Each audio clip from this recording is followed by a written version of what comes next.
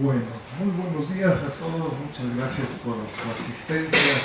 Les recuerdo, estamos en el ciclo de conferencias del Centro sobre China y México, del Centro de Estudios China-México de la Facultad de Economía de la UNAM, que coordinamos conjuntamente con la doctora Yolanda Trápaga y yo. Les recuerdo, hemos tenido recientemente, varias actividades intensas en las últimas 2 o 3 semanas. Tuvimos este evento sobre la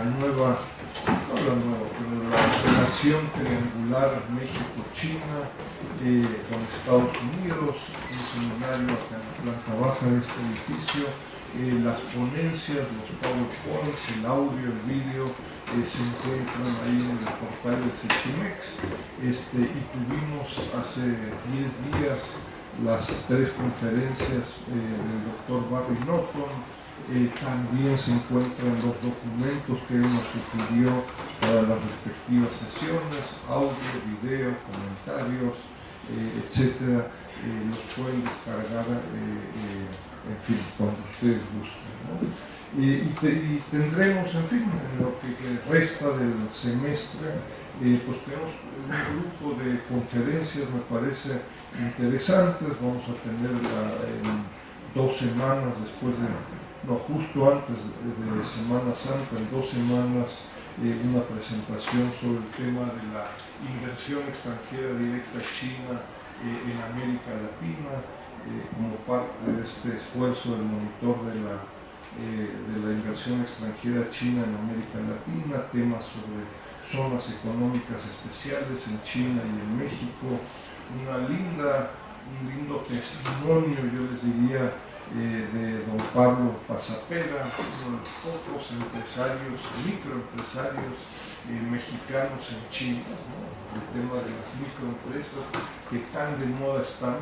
Pues escucharemos ahí un testimonio de alguien que estuvo, más de 5 años haciendo experiencias in situ a las afueras de Pekín, etcétera, etcétera. Entonces, solamente para invitarlos a continuar participando en el ciclo de conferencias.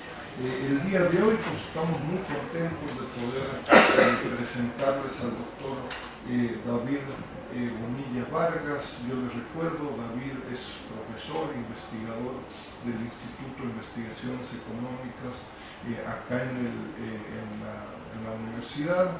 David tiene una licenciatura en la Facultad de Economía de la London Guildhall University, una maestría en el Queen Mary College en la Universidad de Londres y después un doctorado en política energética en Japón.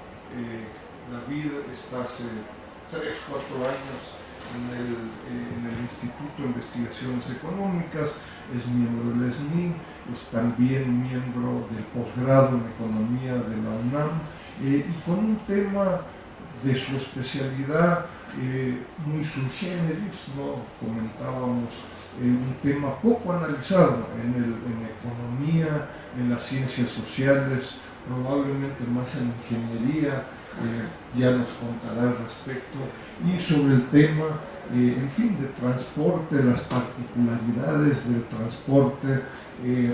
Hoy con el título de su presentación, y en donde yo les recuerdo, existen algunos esfuerzos, yo recuerdo al menos hace 7-8 años, por parte del BID y algunos investigadores, incluso acá en la Facultad de Economía, sobre el tema de costos de transporte, de exportaciones en Estados Unidos, México, vis-a-vis China, un tema de la mayor relevancia, ¿no? Ante el incremento del comercio internacional, cuáles son los retos, cuáles son las condiciones, etcétera.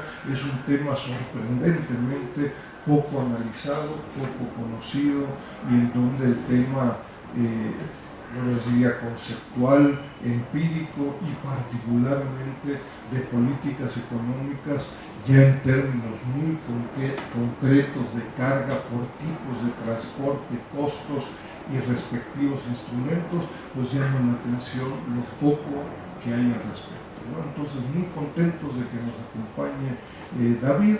Yo les recuerdo, la dinámica es una presentación de alrededor de una 30-45 minutos y un tiempo de preguntas y respuestas con los asistentes, ¿no? Muchas gracias de nuevo, David.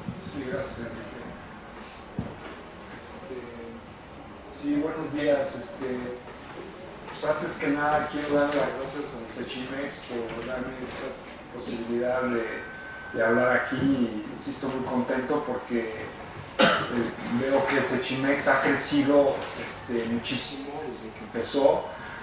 Yo desde fuera de México he seguido cómo el Sechimex ha aumentado en su impacto, y qué bueno, ¿no? que la UNAM tengamos esas iniciativas, ¿no?, que faltan en el país. Y siento que es muy importante tener economistas que, como decía Enrique, que trabajen en transporte, porque no hay una casa de estudiantes de economía que hagan transporte. Y la UNAM debe de tener esos estudios. Obviamente el transporte pues, es un trabajo, el estudio del transporte es un trabajo multidisciplinario, que utiliza las ciencias sociales como a las ingenierías, como decía el doctor Lucero. Entonces hoy vamos a ver lo que es la demanda de carga aérea y la relación con la economía china. Yo he hecho trabajo en el pasado sobre la demanda de carga aérea de trailers, o sea, en la superficie, o sea, ¿no? O sea, carretera. Es lo que todo el mundo hace, es lo que todo el mundo entiende por logística. En este caso, vamos a estudiar el crecimiento exponencial de China, de las exportaciones y su relación con el movimiento de la carga. Y no lo vamos a ver solamente de un lado global, sino lo vamos a ver a nivel de ciudades. Y eso ya es distinto, compañeros, porque estamos hablando de que estamos en la época de flujos de información, como dice Manuel Castells. Estamos en la época de Facebook, estamos en la época de los networks, o sea, de las redes, ¿no? Y hay redes que se sobreimponen sobre otras y que le van dando una característica específica a otra red. Entonces, hay muchísimas redes que tenemos que estudiar. Entonces, en este caso, lo que vamos a hacer es está brincando aquí. En este caso, lo que nada más les quiero hablar no me quiero detener mucho tiempo, pero nada más les quiero decir que el estudio de la carga se puede alimentar de economía espacial, del concepto del espacio, del concepto de tiempo, teorías urbanas. Se puede alimentar también de novelas que hablan sobre por qué el tiempo es tan importante en la sociedad humana. Películas como Up in the Air, que te explica cómo George Clooney vive en los aeropuertos, o sea, vive en la red de aeropuertos. Toda su vida la hace en la red, se casa, todo. Y luego ya también está la literatura más mecanística de redes de transporte aéreo y la geografía económica, ¿no?, que ya se mete más al aspecto regional, de cómo el transporte es parte de la competitividad regional. Y como dice Paul Krugman, no son los países los que compiten. Yo creo que eso es algo que Trump no entiende. Lo que compite son regiones entre ellas. Y México es parte de una región. Y partes de China son partes de otra región, ¿no?, que compiten con Hong Kong, etcétera, etcétera, ¿no? Shenzhen compite con Hong Kong. No es China contra la India, no es, ¿no? Entonces, pero volviendo al tema del espacio y el tiempo, ustedes pueden revisar la literatura clásica o la literatura más actualizada, y pueden ver los varios estudios que hay de redes de transporte, ¿no? Pero antes de eso vamos más o menos a ver cuáles son los objetivos generales de la charla.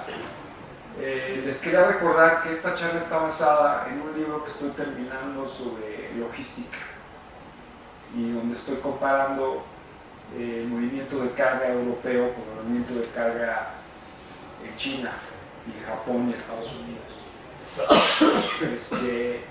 Desafortunadamente el libro está en inglés, pero bueno, igual y después podemos ver cómo traducirlo.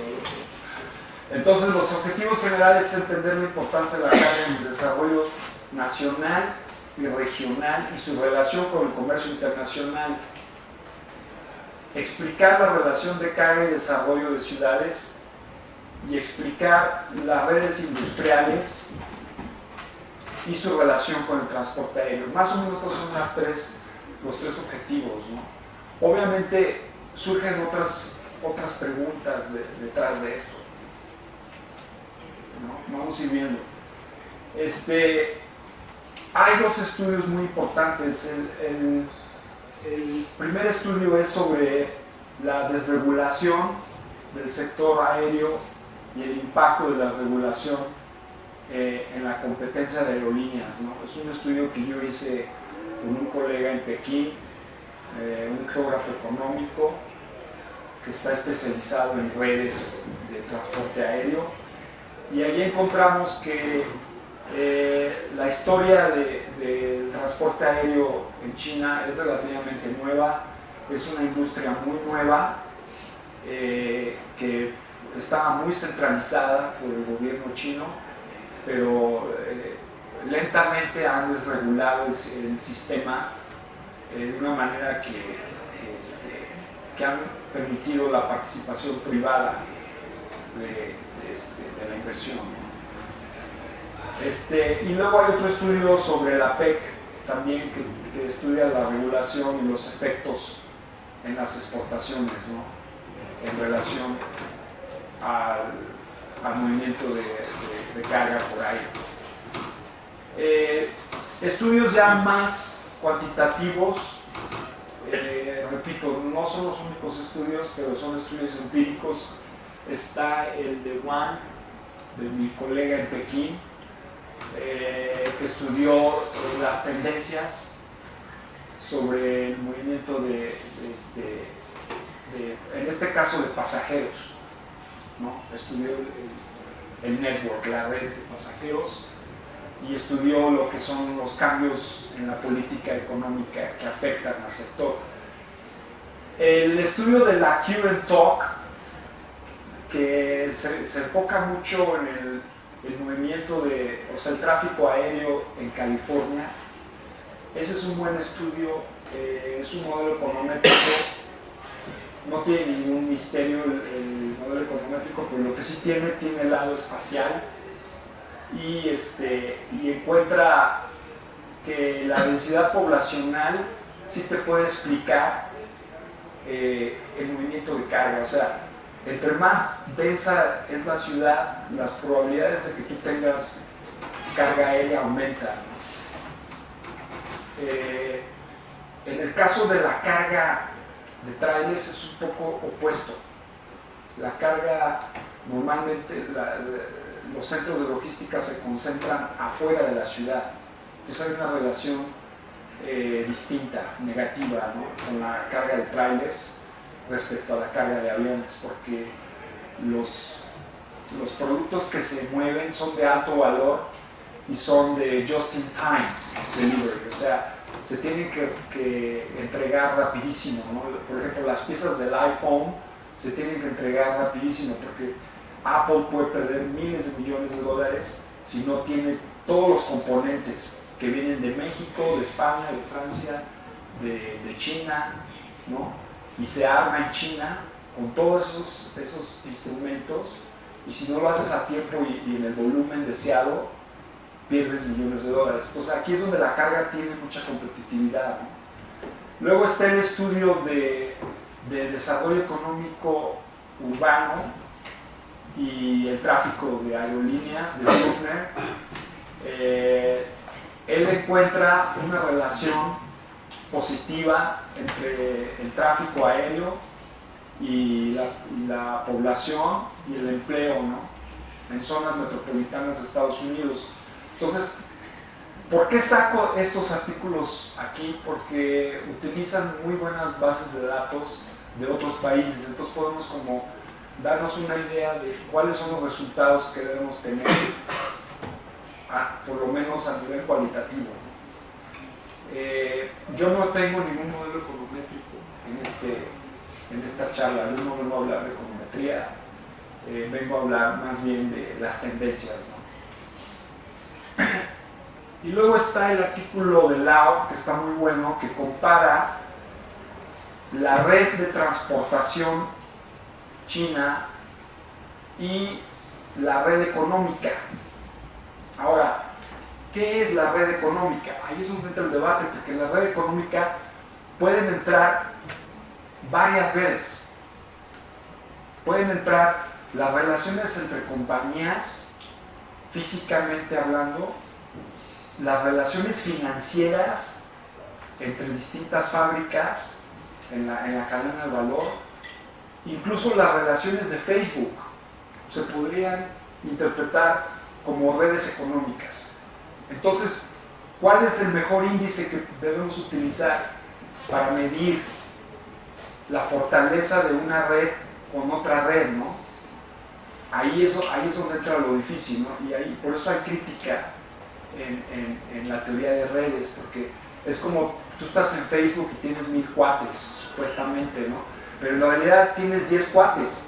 En realidad tus vínculos solo existen con 10 personas, ¿no? Y así pasa en la oficina, y así pasa en la calle, y así pasa en tu vida diaria. Pues lo mismo pasa con las redes económicas. Entonces, este estudio está muy interesante, pero no se concentra en los flujos de carga, se concentra en utiliza datos de pasajeros para explicar las redes, la importancia de una red sobre la otra, ¿no? Vamos a detenernos un poco. Yo les hablé sobre la cuestión del tiempo. No les he dicho que hay una tendencia en la sociedad moderna a comprimir el tiempo y el espacio, ¿okay? Pero vamos a tratar de entender un poco cómo es que el transporte se ha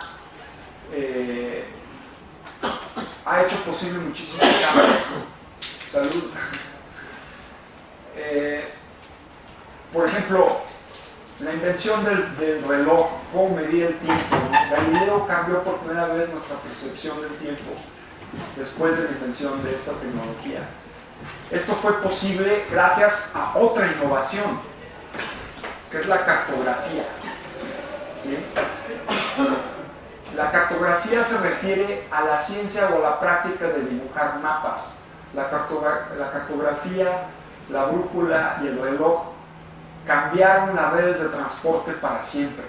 Eso es lo más impresionante, compañeros, que detrás de una invención tuvimos otra invención, y eso nos ha permitido hacer el sistema de transporte mucho más efectivo, mucho más rápido, ¿no? La brújula es un instrumento utilizado para navegar y orientar a los exploradores, y muestra la dirección usando coordenadas cardinales o puntos, ¿no? Esto cambió la navegación enormemente. Obviamente cambió los flujos de carga enormemente, ¿no? Incluso en la Ciudad de México teníamos movimientos de carga. Era sumamente eficiente el movimiento de carga comparado con lo que es hoy, ¿no? Aunque suene como chiste, porque no contaminábamos con las chalupas en la Ciudad de México. Era sostenible el movimiento de carga. Pero si ustedes estudian la historia humana, pueden ver que hay muchos movimientos de carga que eran sostenibles, ¿no? Entonces esto fue lo que Galileo encontró. Más adelante me encontré con esta cita leyendo un libro que se llama Aerotrópolis, que les recomiendo. Cassandra siempre está en Estados Unidos, en China, es un maestro en la Escuela de Negocios en Raleigh, en la universidad, acá en el noreste de Estados Unidos, y él escribió un libro que se llama Aerotrópolis, y él da esta cita. Empieza el libro a hablar sobre el tiempo y el espacio, ¿no? El libro de Casada. Entonces, ¿qué dice Marx? Marx dice, el tiempo es la aniquilación de la distancia. El capital, por su misma naturaleza, conduce más allá de cada barrera espacial. Así, la creación de los nuevos medios de comunicación y transporte, o sea, la aniquilación del espacio y del tiempo, se convierte en una necesidad extraordinaria, ¿no?, para el sistema capitalista. Esto lo dice Marx, compañeros, antes de que llegara Facebook, antes de que llegara Twitter, antes de que llegara just-in-time deliveries, ¿no? O sea, de la importancia del tiempo y de la... Esto lo dijo antes de que Einstein escribiera sobre el espacio y el tiempo y la teoría de la relatividad. Entonces, eso es lo interesante, y eso es lo que sigue pasando hoy en día, que en realidad el transporte de carga está comprimiendo el tiempo y el espacio. ¿Por qué? Porque el sistema capitalista necesita esa ganancia, ¿no? Entonces el cambio tecnológico impulsado por eso esas cosas.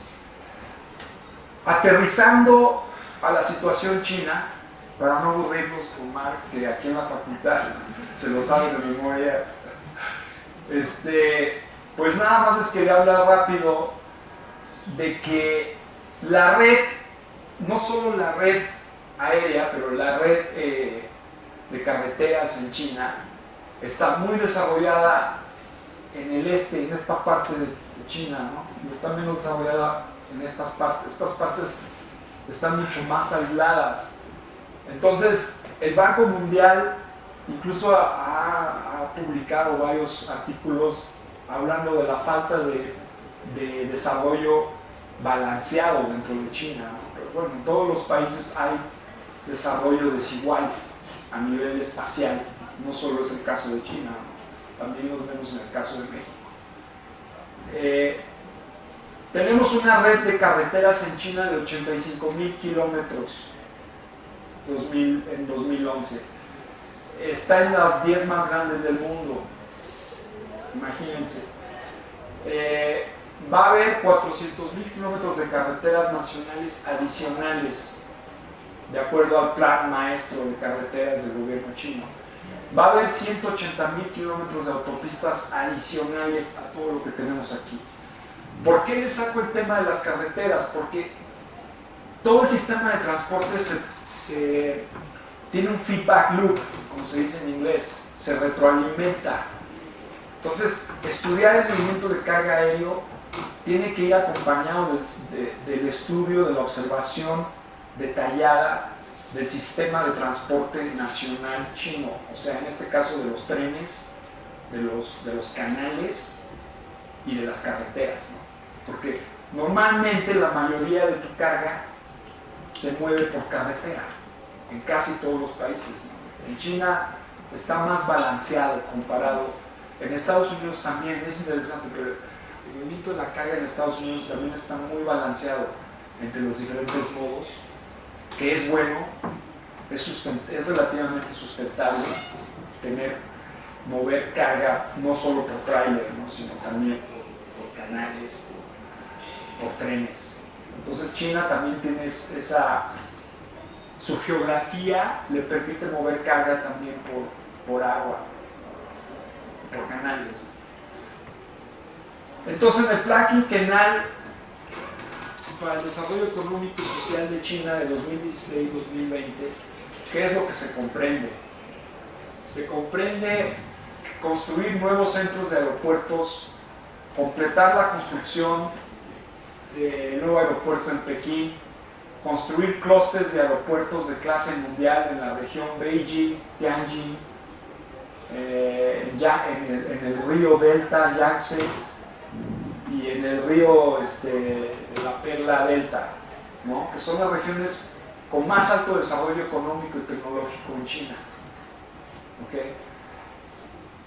Entonces, el gobierno chino se ha dado cuenta de la necesidad de seguir construyendo más aeropuertos, ¿no? Todavía la densidad de aeropuertos en China está muy por debajo de la densidad de aeropuertos que la que está en Estados Unidos. Pues todavía falta mucho. Digo, acuérdense que para los aviones necesitas petróleo y en China no hay suficiente petróleo. Entonces yo no sé qué tan lejos el gobierno chino deba de irse con una estrategia de un alto desarrollo de aeropuertos, porque ¿de dónde va a salir la turbocina? Ese es un gran problema, ¿no? Y luego tenemos el problema de cambio climático, que si China si firma los acuerdos internacionales de cambio climático, pues no va a poder, no van a cuadrar los números con el desarrollo de aeropuertos, ¿no? Porque el desarrollo de aeropuertos es básicamente energía fósil. Y luego tienen otras regiones económicas de desarrollo de aeropuertos. Shenzhen, que le está compitiendo fuertísimo a Hong Kong, cada vez se parece más a Hong Kong, es un lugar increíble. Yo he estado en Shenzhen, he cruzado de Shenzhen a Hong Kong y viceversa. Chongqing, que es el Chicago de China. No, en serio, es el Chicago de China, es impresionante. Urumqi, que está más alejado, y otras ciudades, ¿no? Esos son los centros que históricamente han sido los nudos de transporte de China, de todas maneras, porque la geografía es como la venganza de la geografía, compañeros. La venganza de la geografía de que no importa los cambios tecnológicos que existan, la geografía misma siempre va a determinar qué ciudades van a ser las más importantes, ¿no? Y eso es algo que Trump debería de entender, que no importa lo que él haga, la geografía es la geografía y se impone.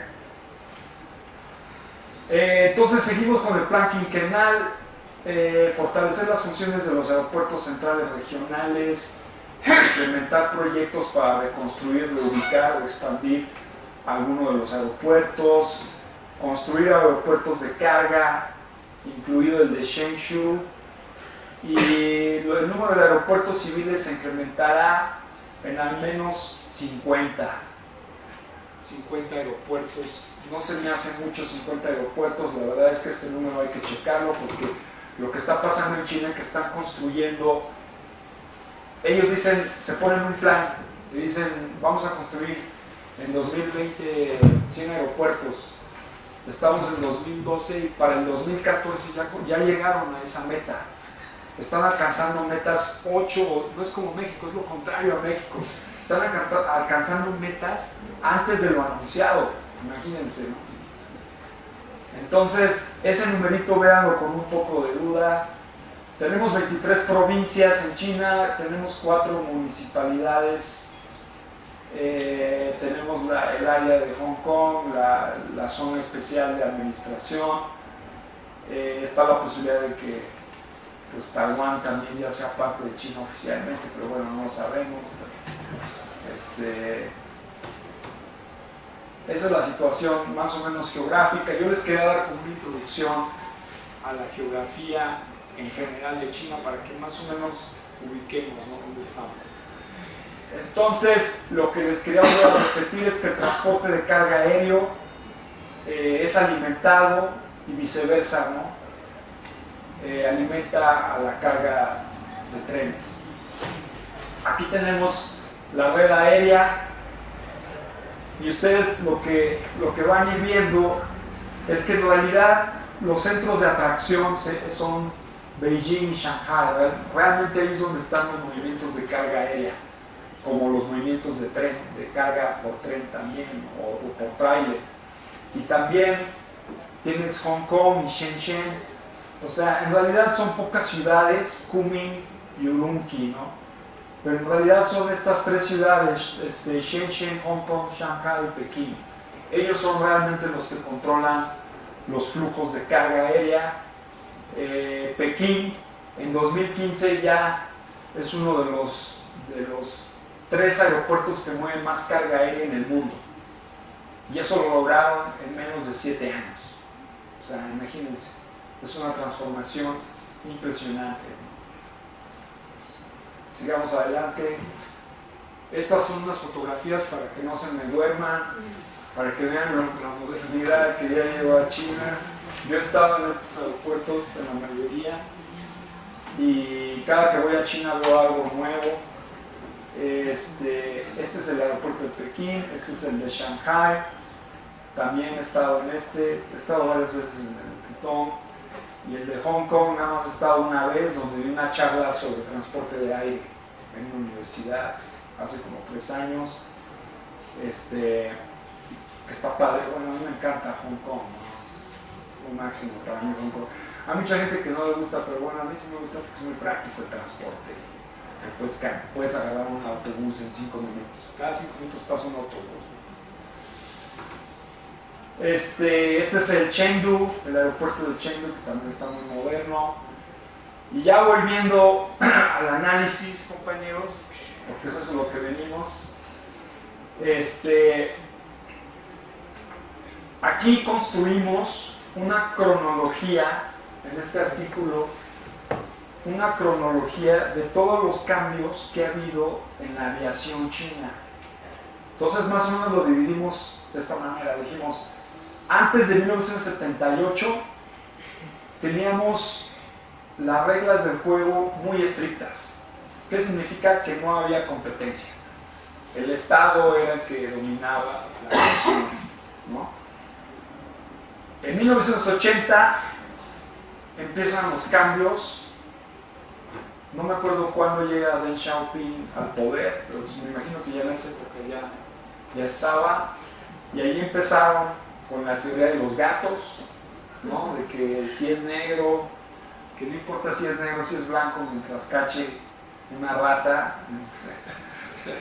Esa es la teoría de los gatos, que es interesantísima porque es una metáfora de que le podemos entrar al capitalismo independientemente del color, ¿no? Del gatito, ¿no? El problema es que el gatito negro, que es el Estado, se engordó mucho y el gato blanco está muy flaquito, ¿no?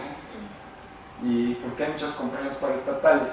Pero en fin, aquí logra lo que es la Asociación Civil de Aviación China, logra su independencia de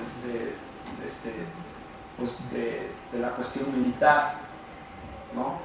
Y luego en la fase 3 se empieza, en 94 se empieza a permitir la inversión extranjera lentamente. No lo hicieron como en México, que en México abrieron todo y perdieron todo, ¿no?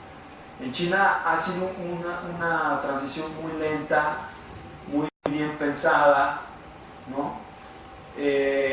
Se permitió la discriminación, la estrategia de discriminación de precios en 1997, y luego, muy inteligentemente, el gobierno chino dijo, vamos a crear a 3 grandes fuertes, a 3 aerolíneas fuertísimas, ¿no? Y ahí entró un poco de regulación, o sea, no dejaron totalmente, no privatizaron. Es un poco distinto el concepto de desregulación a privatización, ¿no? Hay que saber la distinción de los conceptos. Entonces, por eso aquí le llamamos desregulación, y por eso al artículo le llamamos desregulación. Y ya al final se permite la libre entrada y salida de compañías en las redes que están muy congestionadas. Se permitió cierta competencia, ¿no? Entonces, esta es la cronología, más o menos para que vayamos entendiendo, ¿no? Y luego, como todos sabemos, pues en 2001 creo que China entra a la Organización Mundial del Comercio, ¿no? Y ahí es cuando se dispara todo, ahí es donde empieza todo a brincar. Entonces aquí les pongo yo las tasas de crecimiento de transporte de carga y las comparo con las del Producto Interno Bruto, y ustedes pueden ver que hay una diferencia grandísima, ¿no? De 2008 para acá se rompió esta relación, ¿no? Porque siempre el transporte de aire siempre crece arriba del Producto Interno Bruto. También el transporte de trailers, de carga por trailer, también siempre rebasa al Producto Interno Bruto. Entonces las tasas siempre lo habían rebasado hasta que llegó la crisis de Lehman Brothers en Estados Unidos, que la economía mundial se desaceleró y ahí empezó a cambiar esa relación misteriosamente, ¿no? Pero bueno, es que el comercio internacional empezó a contraerse, entonces se entiende por ahí, ¿no? ¿Cuáles son las diferentes maneras de llevar la carga? Ya lo habíamos hablado. Yo les dije que China tradicionalmente, o sea, antes de 1990, tenía mucho tren comparado a carretera, ¿no? Y tenía muchos canales. Esa relación ahora está peligrosa en el sentido de transporte sustentable, desde la óptica de cambio climático, desde la óptica de ahorro de petróleo, de ahorro de gasolina y de diésel. Es una estrategia un poco arriesgada para China, porque China no tiene suficiente petróleo. En cambio, el tren te ahorra muchísimo por tonelada, kilómetro. Eso es importante entender. Te puedes ahorrar más de 10 veces por tonelada, kilómetro, comparado al trailer, si utilizas el tren. Entonces, obviamente, necesitamos más carga por tren en China y menos por carretera. Obviamente la carretera tiene ventajas, porque es más flexible, ¿no? Tienes camionetas de todo tipo de volumen. Entonces, el transporte por camioneta y por tráiler tiene muchísimas ventajas que canales y tren no tienen.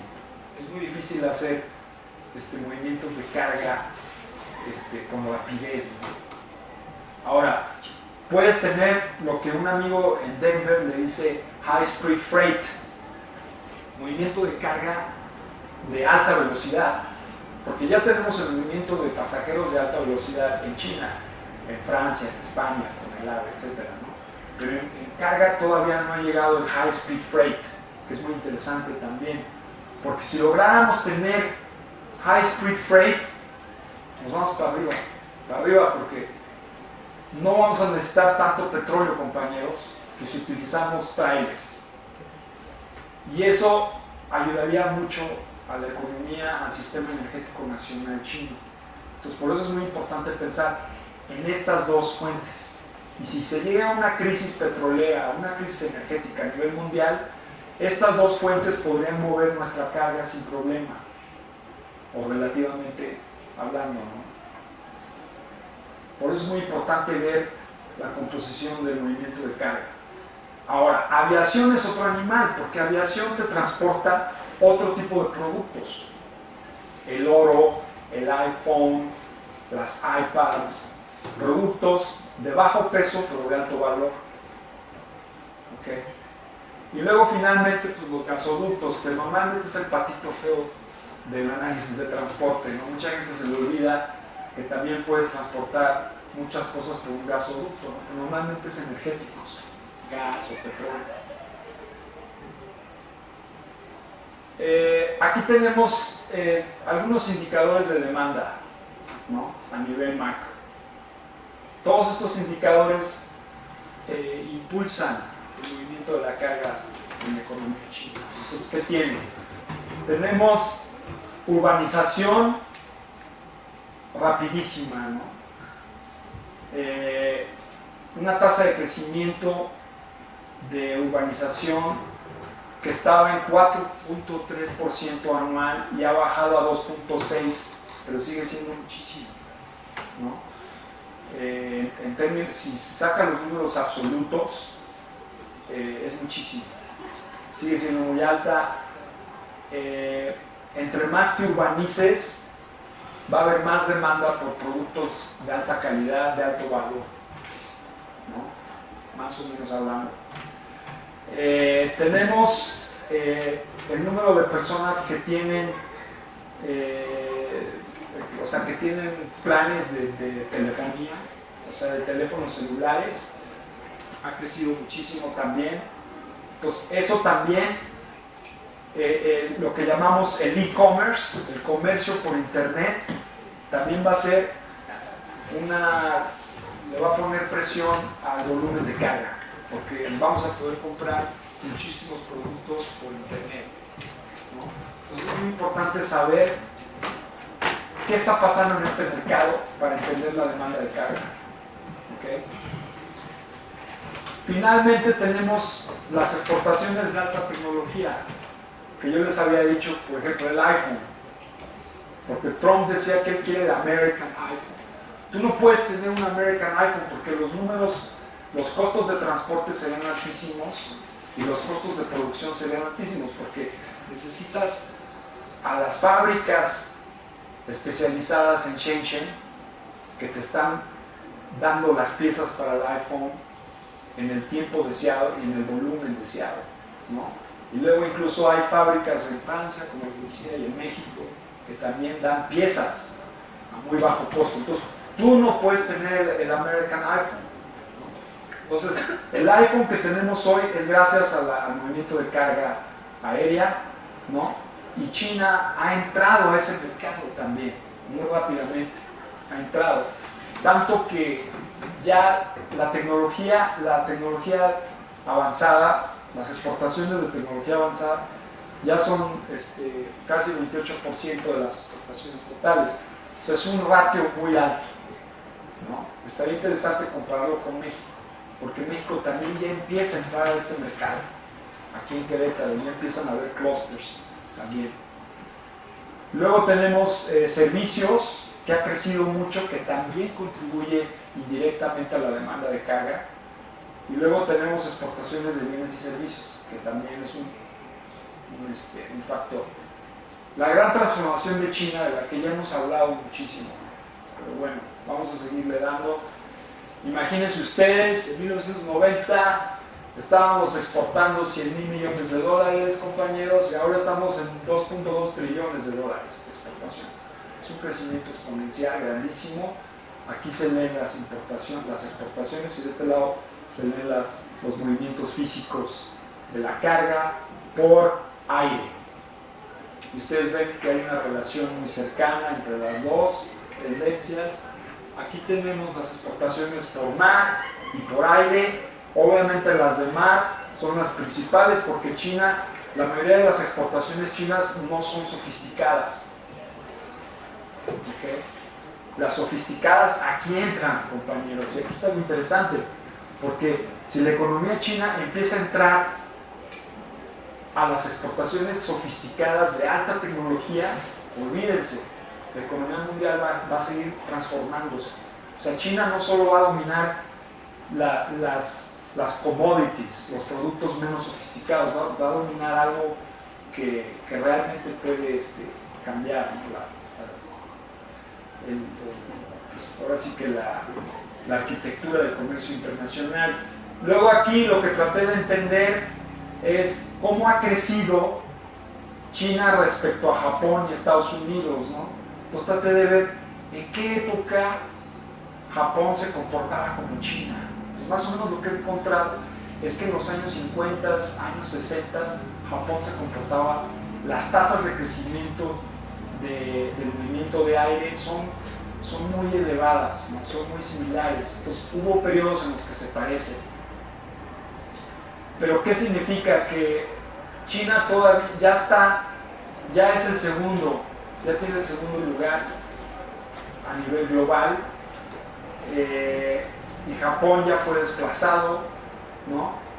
Entonces la China de 2003 está en el nivel de Estados Unidos, que Estados Unidos estaba en 1975, 71. O sea, así están las cosas. Japón llega al nivel de Estados Unidos de 1971 en 1992. Eso es lo interesante de esta gráfica. Aquí en per cápita todavía China está debajo, como se esperaría, ¿no? Está muy debajo de Estados Unidos y todavía está debajo de Japón. ¿Qué significa? Que esa brecha, pues eso significa que todavía puede crecer la demanda por aire, ¿no? La carga, el movimiento de carga por aire. Eso es lo que esta gráfica nos indicaría si utilizamos números per cápita. Aquí tenemos una comparación de cómo entra y cómo sale China en los volúmenes de movimiento de carga por aire per cápita. Y aquí ustedes pueden ver que China cambia mucho. Antes de que entre y después, ¿no?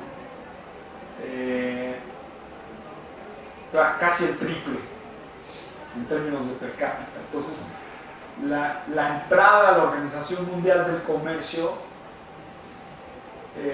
sí le abrió muchas oportunidades a la carga aérea china. Aquí tenemos el comercio por carga aérea de Estados Unidos a Europa, ¿no?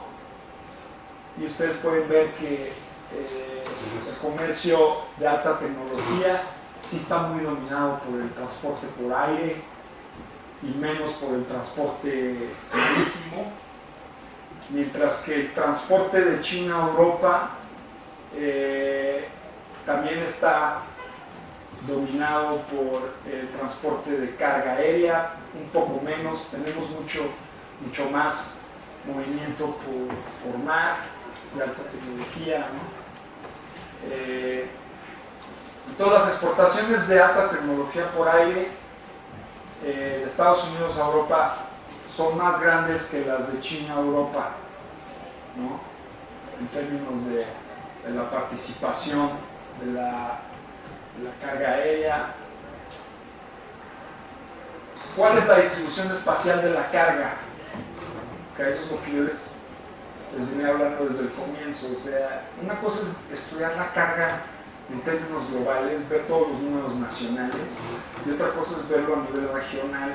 Y como que a nivel regional, pues entras hay otros factores, ¿no? Entonces aquí, por ejemplo, aquí tenemos exportaciones e importaciones, ¿no? Y puedes ver que 10 ciudades concentran todo el movimiento de carga, ¿okay? De 280 ciudades que tenemos. Ahora, aquí se ve mejor, porque esto es a nivel regional. Estas solo son las ciudades del este. O sea que en realidad el este es el motor económico de China. Y aquí ustedes pueden ver que realmente son como 4 ciudades las que concentran el movimiento de carga aérea. ¿Qué significa? Que es la regla. Aquí tenemos ciertas indicaciones de que la ley de Zip o la ley de Pareto se está encontrando aquí. O sea, es la regla de que el 20% concentra todo el movimiento de la carga. Entonces aquí, en realidad, la carga se explica en estas 4 o 5 ciudades, ¿no? Ahora, ¿qué es lo que hace que estas ciudades aquí brinquen a esta clasificación? O sea, como se dice en inglés, ¿cuál es el tipping point? ¿No? Ahí está algo interesante. Ver qué factores cualitativos y de competitividad permiten que ciudad X brinque a esta clasificación. Son factores geográficos o de conectividad, ¿no? Entonces, eso es lo importante, entender qué es lo que hace que estas ciudades que no han logrado diferenciarse en ese tipo en el movimiento de la carga, como las demás, como estas 4. Y eso lo encontré en todas las regiones de China. Tengo como 4 regiones, y en todas encontré que hay nada más como 5 ciudades que controlan todo el movimiento de carga, ¿no? Entonces, Ya viéndolo por regiones, vuelves a encontrar eso, ¿no? Vuelves a encontrar la alta concentración.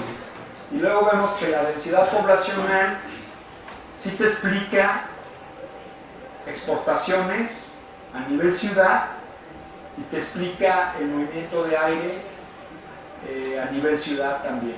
O sea, si tú sacas la correlación estadística, saqué una correlación del 60%. Es una correlación, pues sí es alta para tantas ciudades.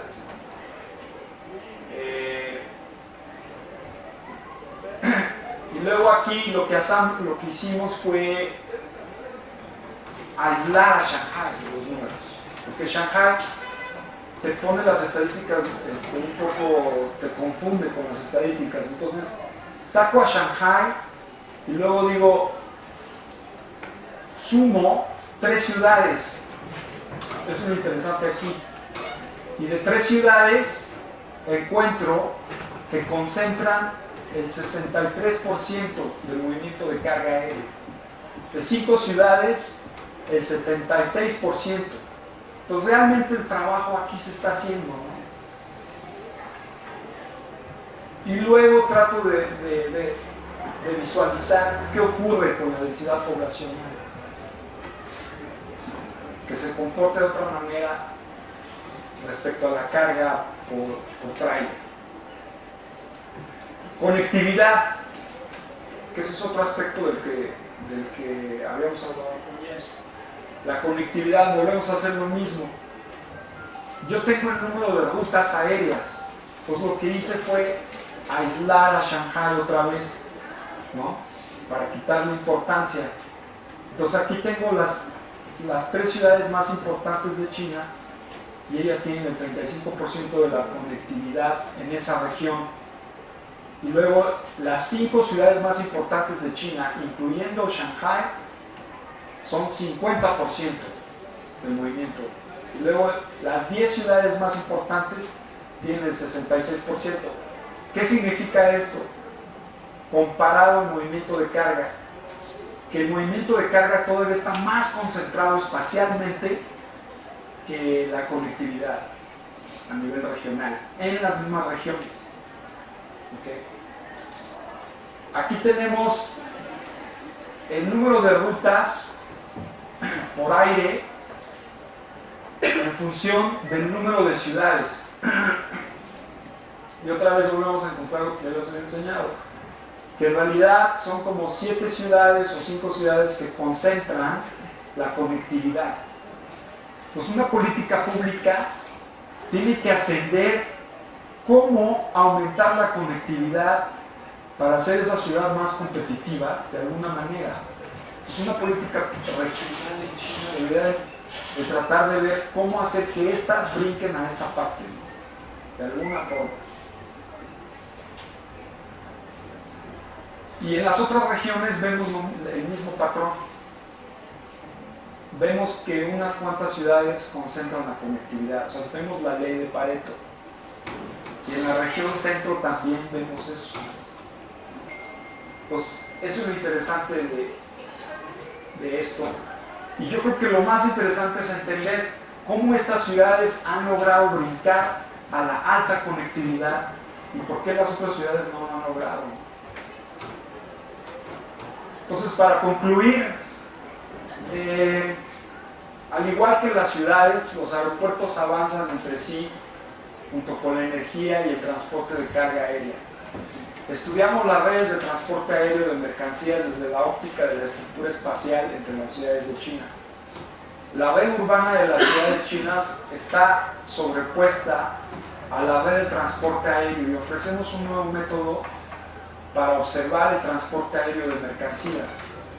La red de transporte de carga aérea es compatible con las ventajas del transporte de aire, de carga aérea. Y está correlacionado con la distribución espacial de las fábricas en China, ¿no? Porque, como habíamos dicho, la mayoría de las fábricas están al este de China, ¿no? La carga aérea se sube al crecimiento de exportación de productos de alto valor de una manera muy rápida.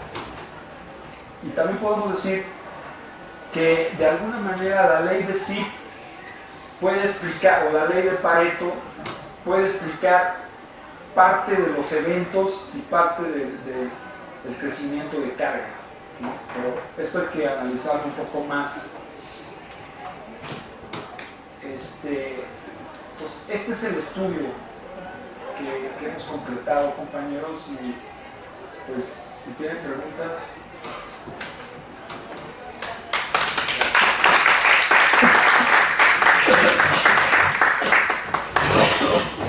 Bueno, pues muchísimas gracias, David, por la interesantísima presentación.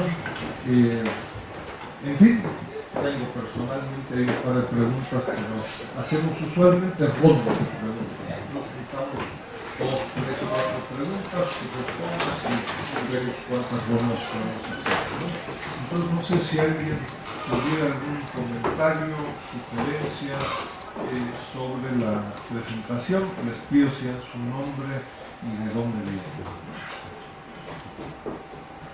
1, 2 y 5. Ah, perdón. A ver, 1 y 2.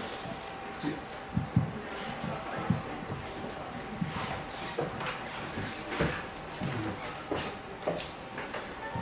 Buenos días. Mi nombre es José Martínez, vengo del doctorado en economía.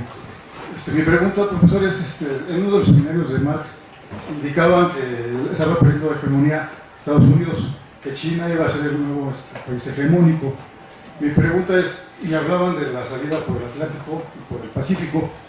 Entonces mi pregunta es, ¿qué posibilidades habría de que en esa hegemonía China o se anteponga algún otro país, si no sean los chinos? Por ejemplo, platicaban o comentaban Rusia, Estados Unidos, ya ha dejado de ser el hegemónico desde, yo creo que unos 10 años para acá. Entonces, ¿qué posibilidades habría de que México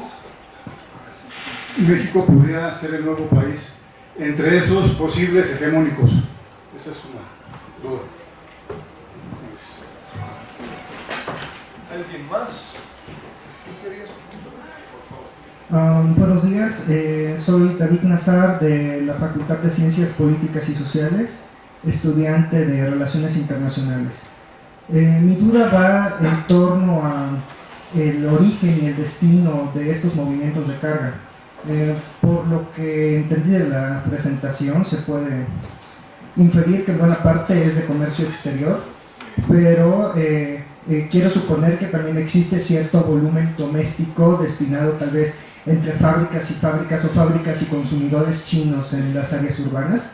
Y quisiera preguntar también si hay alguna diferenciación en cuanto a el destino y origen en cuanto a socios comerciales, porque no sé si sea lo mismo con Estados Unidos o con América Latina, donde puede haber más transporte aéreo que yendo, no sé, a las áreas aledañas en Rusia o en el sureste asiático, donde no sé si prefieran moverse por ferrocarril, por ejemplo. Gracias. ¿Alguna otra pregunta?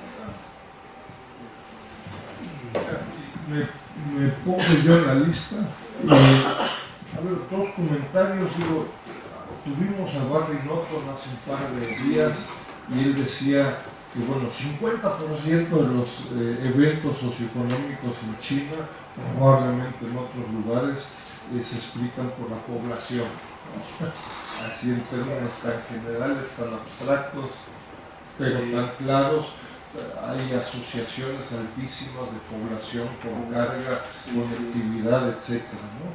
Justo Christoph Panreiter, no sé si lo conozcas, acaba de publicar un libro sobre geografía económica que está altamente vinculado con lo que tú planteas. Un comentario, acá en el CECHIMEC por ahí hemos publicado un grupo de reflexiones sobre el tema de la omnipresencia del sector público.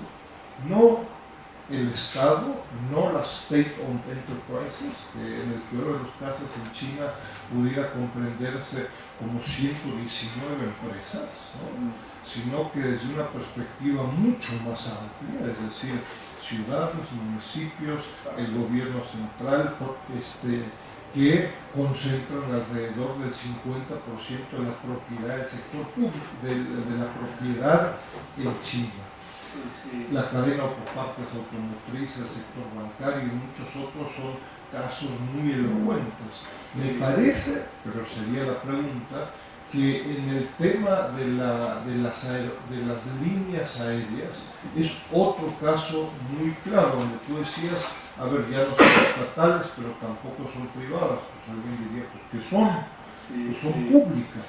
Y me parece que en el caso de China, de nuevo, uno no puede decir nunca digas nunca, pero uno diría prácticamente todas las empresas, habría que ver porcentajes, lo hemos hecho para otros sectores, no para aerolíneas, son empresas públicas, no hay ninguna privada, hay muy poquitas del Estado, del gobierno central, pero eso no las hace privadas, ¿no? Entonces, esa sería una pregunta. Otra pregunta es, China es desde una perspectiva de la carga, comparándolo con Estados Unidos, con México, etcétera, cualitativamente diferente a Estados Unidos y a México o no, en términos del transporte doméstico e internacional. Mi impresión siempre había sido de que tanto el transporte de pasajeros como de carga, la participación, mostrabas ahí algunos cuadros, la participación de trenes y de vías marítimas, etcétera, es cualitativamente diferente a la de otros países, pero puede ser que me equivoque. Cuando uno ve la parte ahí de carretera, en fin, pues el 70, 75%, en otros países como en México puede ser 90 y no sé cuántos, pero ¿es China cualitativamente diferente, en tu opinión, o no? Y un último detalle, ¿cuál es el problema o cuál es la diferencia con Shanghái? En donde por ahí en varios casos excluías a Shanghái porque decías Shanghái genera ruido. Porque... ¿Qué es lo nuevo? En fin, ¿alguna otra? Hagamos una, estas tres y luego vemos que... Mira, ¿cómo te llamas? José Martínez. José Martínez, mira, tú dices, bueno, ¿quién puede tomar el lugar? ¿Aparte de Estados Unidos, dices? ¿O aparte de China? Sí, es que aparte como llegué un poco tarde, pero es que yo lo veo muy difícil. Por ejemplo, Rusia. ¿Quién es Rusia? Rusia tiene muchos recursos naturales. Es impresionante, son una superpotencia de recursos naturales. Pero Rusia tiene un problema. Tiene una población muy pequeña comparada a la de China. Están en crisis social en China, digo en Rusia, relativamente hablando. Tienen muchos problemas de articulación industrial, no son tan dinámicos en la exportación, o sea, exportan menos los rusos, y nunca se han recuperado de la caída por ejemplo, en el campo de alta tecnología ellos no figuran como los chinos, no se han recuperado de la caída de 1990, ¿no? Desde Glasnost para acá. Entonces, yo no veo cómo Rusia pueda tomar el lugar. Ahora, la India, tampoco. Yo no veo a la India, o sea, que tome el lugar de China. Ahora, la India tiene una ventaja cultural. ¿Por qué? Porque tiene el common law, tiene el sistema jurídico británico. Entonces, las leyes corporativas internacionales están dominadas por el common law, por el sistema legal británico. Entonces, la economía de la India tiene esa ventaja. Y la segunda es que hablan inglés.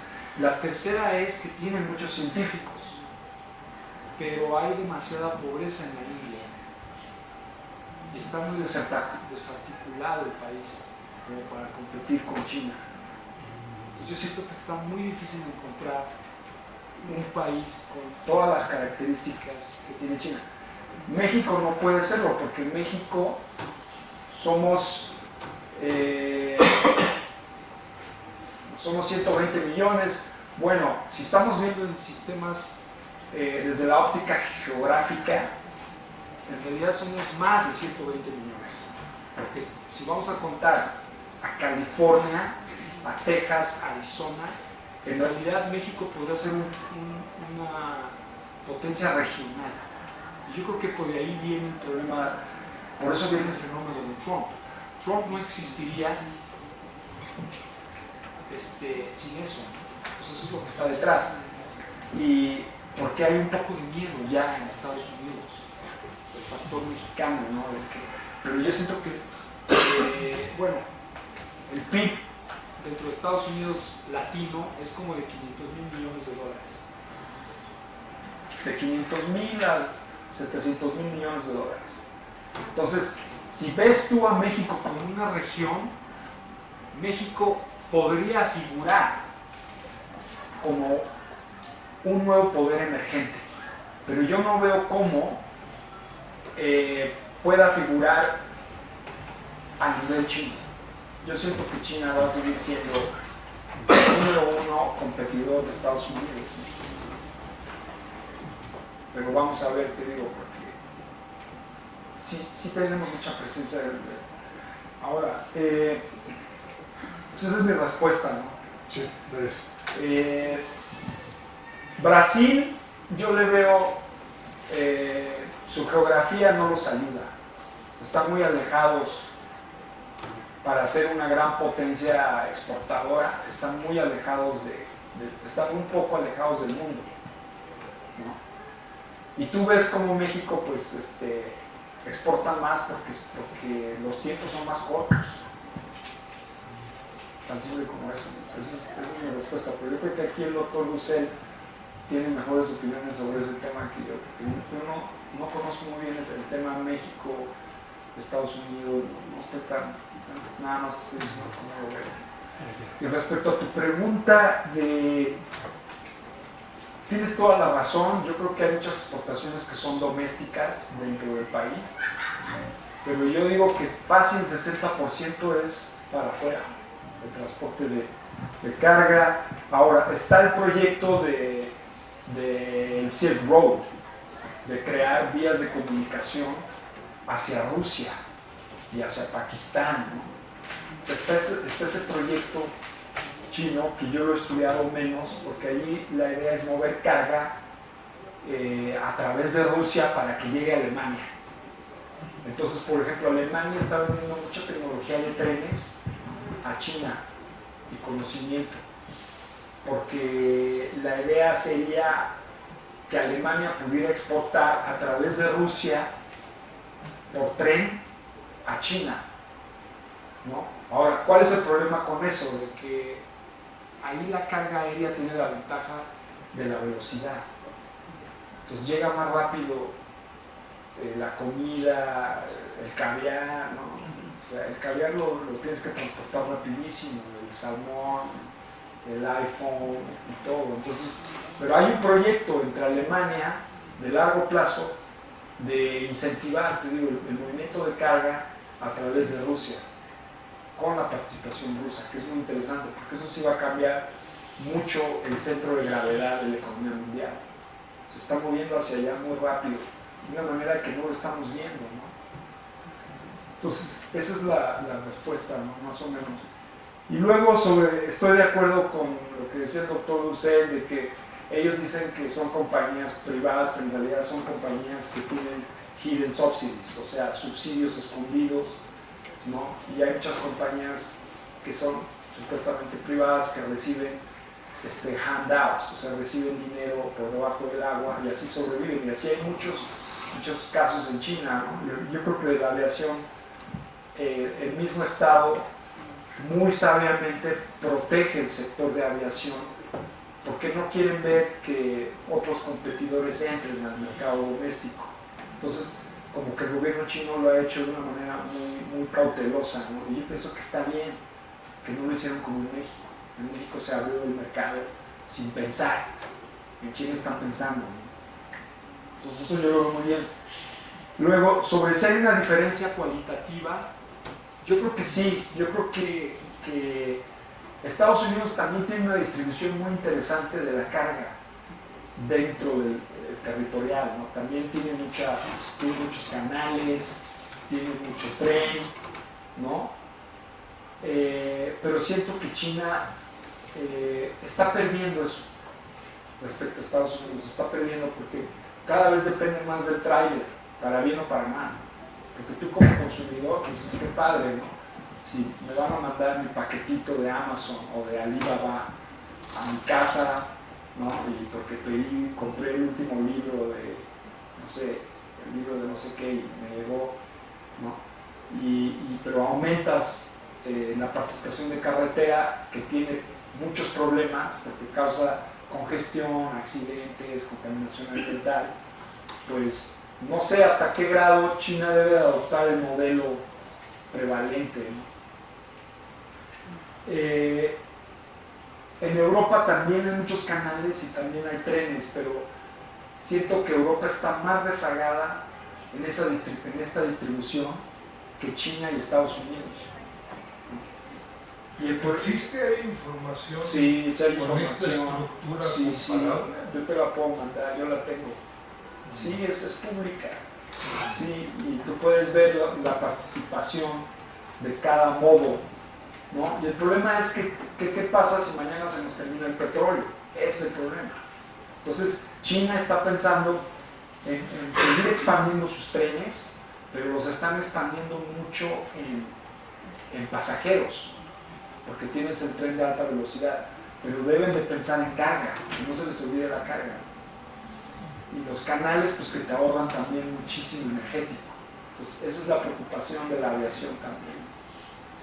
Entonces, esa sería, no sé si más o menos ahí. ¿Y lo de Shanghái? Y lo de Shanghái era prácticamente una cuestión de número, de aritmética y de análisis espacial, ¿no? Porque lo que queremos ver, queremos quitarle importancia a Shanghái, porque aquí decimos Shanghái, si tú divides la participación de Shanghái por el total y sacas la participación porcentual, no ves todo la distribución real, la concentración entre más ciudades, ¿no? Entonces como que te da un número sesgado. En cambio, si tú sumas 3 ciudades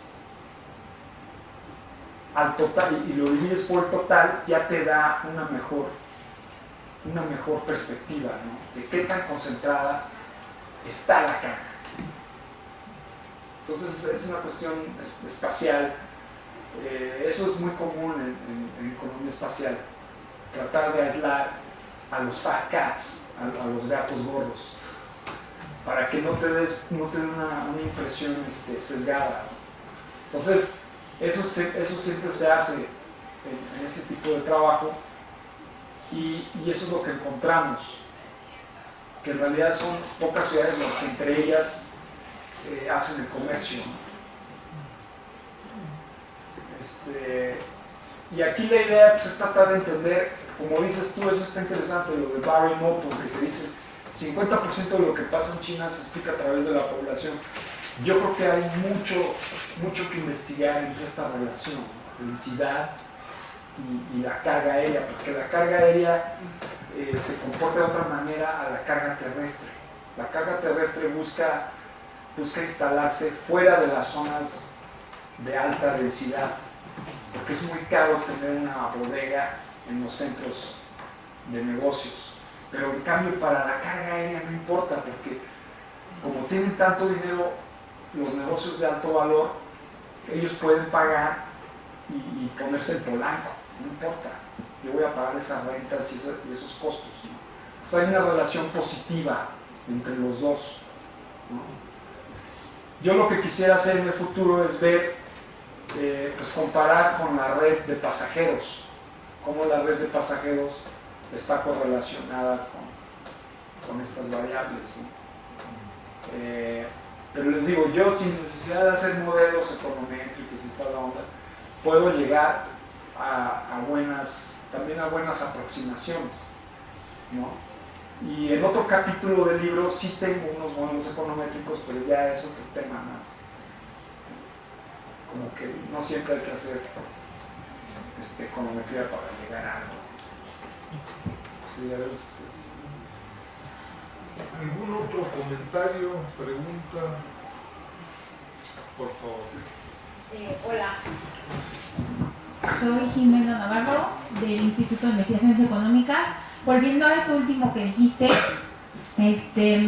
que hay como unas pocas ciudades que comercian entre sí. sí. ¿Sería deseable que la expansión de carreteras que comentaste se diera hacia la zona oeste de China, que es la parte que no tiene carreteras, en términos de emisiones de CO2, o da lo mismo? Esa es buena pregunta. Es que pues todo va relacionado al ritmo de urbanización en el oeste. Hay menos urbanización en el centro de China. Y si hay menos urbanización, o sea, China es el país que está aumentando el número de ciudades arriba de 1 millón más rápido que Estados Unidos y que Europa. O sea, anualmente China es la que está urbanizándose de una manera que no se ha visto en la historia de la humanidad. Pero toda esa concentración no es en esas partes de China. Entonces, no es tan sustentable. No sé hasta qué grado sería sustentable construir aquí. No sé, el problema es cómo creas accesibilidad para que gente campesina, porque en estas partes la economía agrícola es la que realmente domina, cómo hacerle para que estas partes la gente tenga accesibilidad al empleo, el empleo que está aquí, ¿no? Y pues la idea es urbanizar, que la gente se vaya del campo a la ciudad y que las ciudades sean compactas, ¿no? Y luego pues entender cómo eso te puede impactar tu demanda de carga en general. Ahí es todo un tema. Pero el Banco Mundial ha llamado la alarma a decir que estas zonas necesitan desarrollo económico, que no nada más puedes desarrollar esta parte, que son sumamente ricas. O sea, ya Shanghai tiene niveles de educación superiores a Nueva York. O sea, los exámenes de secundaria son muy buenos en Shanghai, pero los niveles educativos esta parte está muy desarrollada. Entonces, el problema es que tú tienes un desbalance regional, ¿no? Y mucha gente clásica, o sea, en economía de transporte siempre se ha pensado, sí, pues si construyes más vías de comunicación, traes más progreso. Bueno, eso es un poco relativo. Exacto. Entonces, eso sería más o menos la respuesta. Por favor. Si das tu nombre. Francisco de Urquijo, hijo de aquí. Es una naranja que es, perdón. Es que estas son, o sea, tú tienes en Estados Unidos, en China, expressways, tienes autopistas nacionales, tienes carreteras, pues tienes como 3 diferentes redes. También tienes carreteras rurales. Pero entre Taiwán y No, estas son vías marítimas en este caso, ¿me entiendes? O puede ser un puente, porque en China están haciendo puentes. Bueno, Hoy no. Hoy ya lo he olvidado. Me faltó un poco el análisis sobre los contenedores, que bueno, siempre se ha dicho que China es lo que es por un desarrollo extraordinario en los contenedores, tanto los grandotes, ¿no? Los UTEs, y también los contenedores para el transporte aéreo. Ajá, sí, ¿no? sí. Que ya no hay que mover la carga, sino desde fábrica a fábrica, Claro. contenedores, por una parte. Y por otra parte, seguramente estás sabe lo que está pasando con el tubo de Elon Musk al vacío y cómo va a transformar el transporte. ¿Cuál tubo? ¿El que quiere hacer entre Nueva York y Londres? ¿Te refieres a ese de Elon Musk? El de Elon Musk. Sí. Los diferentes proyectos de Elon Musk son bastante... Sí, pues él es un soñador. Elon Musk tiene muchísimo dinero. Yo trabajaba en Oxford antes y él iba mucho ahí a dar charlas y todo. No da charlas muy buenas, pero sí da pena decirlo en Facebook. Pero la ventaja de él es que sí es un soñador, ¿no? Con los coches eléctricos. Yo creo que le ve muy bien. Con el tráiler eléctrico le puede ir muy bien. Pero sobre el contenedor pues sería otra charla, ¿no? El contenedor tiene muchas ventajas, ha aumentado mucho la productividad del movimiento de la carga, ha destruido puertos, ¿no? Porque la vida de los puertos ya no es la misma por el contenedor, porque ya no necesitas tanto en mano de obra. Entonces se dice por ahí que el costo de mover una tonelada cayó en más del 90% con el contenedor, nada más por la entrada del contenedor. Y todavía es un proceso que sigue a nivel mundial. O sea, el contenedor está metiendo productividad.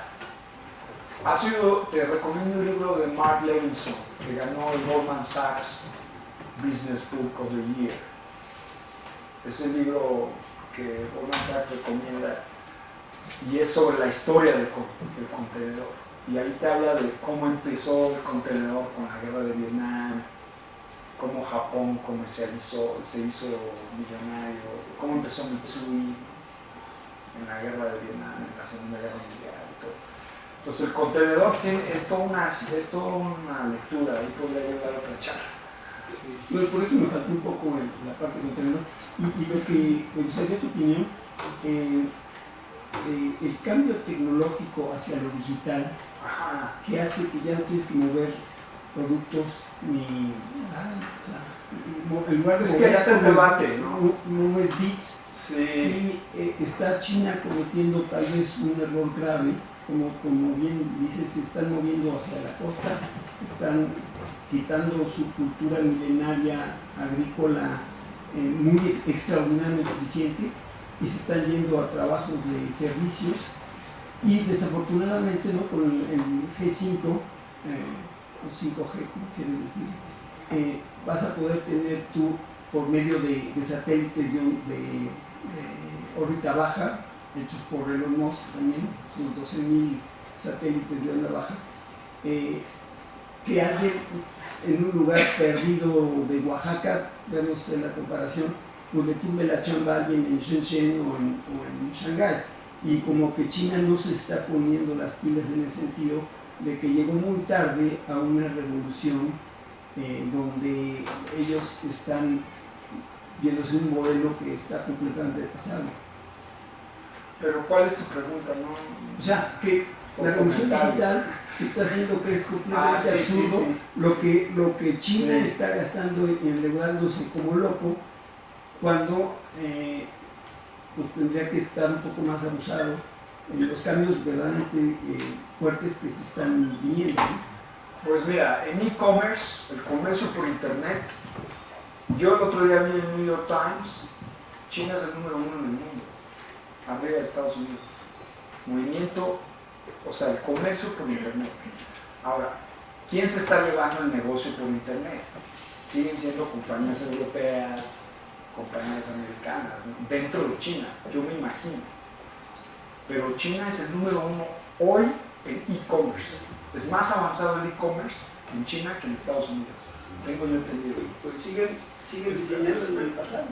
Podemos. No, pero e-commerce es lo último. Pero ahora, ¿dónde está el debate? Y eso es muy importante. ¿Cómo vas a sustituir los flujos físicos con los flujos de internet? ¿O realmente los flujos de internet están causando más movilidad y más movimiento de carga? Ahí es donde viene el debate. Y eso está muy debatido en la literatura y no hay un consenso. Porque hay gente que dice, entre más internet va a haber menos carga, Enrique. Y hay gente que dice que no, que entre más internet, o sea, ya ves que está el Bitcoin y todo eso, va a haber menos movimiento físico. ¿Quién sabe? O sea, Bitcoin es un buen ejemplo. Es una moneda virtual que te va a reemplazar el movimiento físico de billetes, porque eso también es carga, ¿no? Entonces, ahora, ¿hasta qué grado va a haber esa transferencia, esa digitalización que supuestamente es parte de la economía liviana? Eso no lo sabemos. En realidad es como te mueves a la economía liviana y luego regresas a la economía pesada, o sea, la economía física, ¿no? No, realmente no. Está como, la literatura está muy dividida en eso. Bueno, pues no terminamos. Sí, bueno, sí. ¿Cómo te llamas? Hola, soy Adriana Delgado de la Facultad de Ciencias Políticas y Sociales, estudiante de Relaciones Internacionales. Mi pregunta es con relación justamente al e-commerce, porque el e-commerce pues es básicamente transporte, ¿no? Y cómo está afectando o ya afectó el estilo de vida del chino urbano. Exacto. Con, no sé, aplicaciones como Ele.me, Taobao, ¿no? Que absolutamente no tienes que salir de tu casa ni de tu espacio para recibir lo que tú quieras. ¿Cómo eso puede incentivar a la transformación y al desarrollo de China de Oeste? Porque la idea que tiene el chino del Este, y que es un modo ya su estilo de vida, o sea, de lo que se conoce, de pedir todo a través del e-commerce, cómo eso puede también pues llevarse de este lado, o que sea como un incentivo para el desarrollo de la otra parte de China. Hay zonas rurales en China que dependen de la carga aérea, por ejemplo, medicinas. Hay zonas muy aisladas que necesitan medicinas a tiempo, y si las puedes pedir por internet y te llegan por avión, pues está muy práctico. Y eso ya está pasando en África también, porque la aviación en África es muy útil, porque África está todavía más aislada de los polos de desarrollo mundial, pero esta zona también está menos poblada, la densidad poblacional es menor. Entonces, no sé, tu política regional tiene que tomar en cuenta eso. Hay menos población. Bueno, pues muchas gracias, David. Con esto no terminamos la discusión. Yo creo que, en fin, todos estos mapas hay que verlos.